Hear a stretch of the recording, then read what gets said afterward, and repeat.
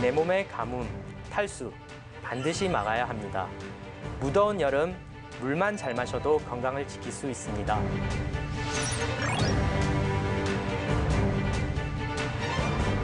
자, 오늘 명사수의 명의를 모셨습니다. 반갑습니다. 예. 반갑습니다, 교수님. 자, 직접 인사 좀 해주시죠.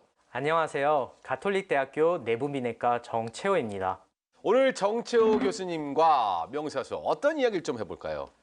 제가 진료보는 내분비내과에는 네. 고령의 당뇨병이나 예. 심장, 혈관이 안 좋은 만성질환자분들이 많이 오십니다. 아, 그렇군요. 날씨가 매우 무더운데요. 예.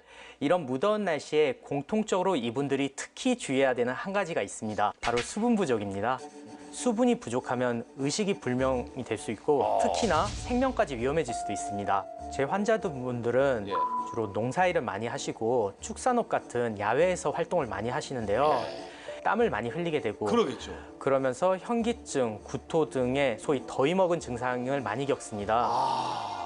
이런 경우 충분히 수분을 섭취하고 서늘한 곳에서 쉬면은 호전될 수도 있는데요. 네.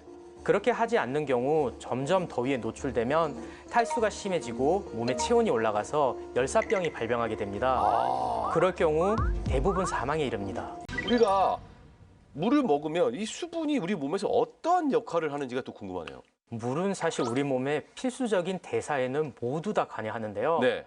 예를 들어 가장 대표적으로 저희가 음식물을 섭취하는 것은 대부분 그 영양소를 흡수하기 위해서잖아요. 그렇죠. 그런 그 영양소가 우리 몸에 흡수되려면 먼저 물에 녹아야 합니다.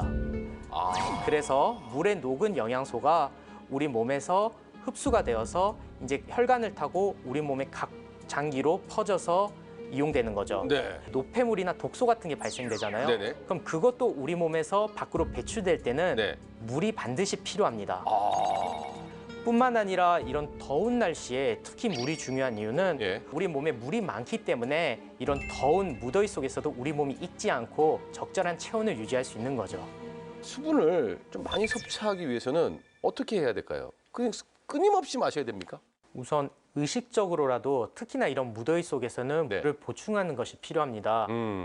생각보다 많은 분들이 물을 충분하게 섭취하고 있지 않습니다. 네. 실제로 한 연구 결과에 따르면 네. 한국인의 약 60%는 물의 적정 섭취 양을 충족하지 못한다고 합니다. 아, 그래요? 네. 그 정도입니까? 네, 생각보다 많은 분들이 그렇습니다. 사실은 이제 많은 분들이 방송을 보시면 에이 무슨 얘기야 우린 많이 먹어 이런 얘기를 하시는 분들이 물 말고 물처럼 생긴 음료수의 모든 것들을 다 물이라고 생각하거든요. 맞습니다. 그럼 다른 개념입니까? 예를 들어 근데 커피를 요새 굉장히 많이 드시잖아요. 그렇죠. 예, 커피를 우리 제작진이 다 너무 좋아해요. 커피를 많이 마시게 되면 이뇨작용으로 역시나 소변을 많이 보게 돼서요. 네. 그것도 탈수를 유발할 수 있기 때문에 수분 보충을 위해서라면 아무래도 커피보다는 그냥 물을 마시는 것을 더 권고해드리고 싶습니다. 수분이 정말 중요한 질환자들이 또 있을까요? 열이 나면은 뭐 숨도 조금 차는 것 같고 네. 땀도 나는 것 같고 그러니까 네. 몸에서 빠져나가는 수분량이 더 늘어납니다. 그래서 그런 분들 같은 경우는 더욱더 수분을 더 평소보다 많이 섭취해야 됩니다. 특히나 요새 같은 무더위 속에서는 저도 20분 간격으로는 그 정도 물을 마시는 게 좋고요. 기상 직후는 특히 저는 물 한 잔을 꼭 하라고 말씀드리고 싶습니다. 일어나자마자. 땀이라던가 호흡을 통해서 물이 많이 밖으로 나가는데 네. 반대로 자고 있어서 물을 섭취하지는 않거든요. 네네네. 그렇기 때문에 자고 일어나서는 물을 꼭 한 잔 좀 드시는 게 좋겠다라고 말씀드리고 제가 진짜 유일하게 잘한 짓이네요. 52년간 일어나자마자 물 한 컵을 먹습니다. 잊지 마세요. 기상 직후.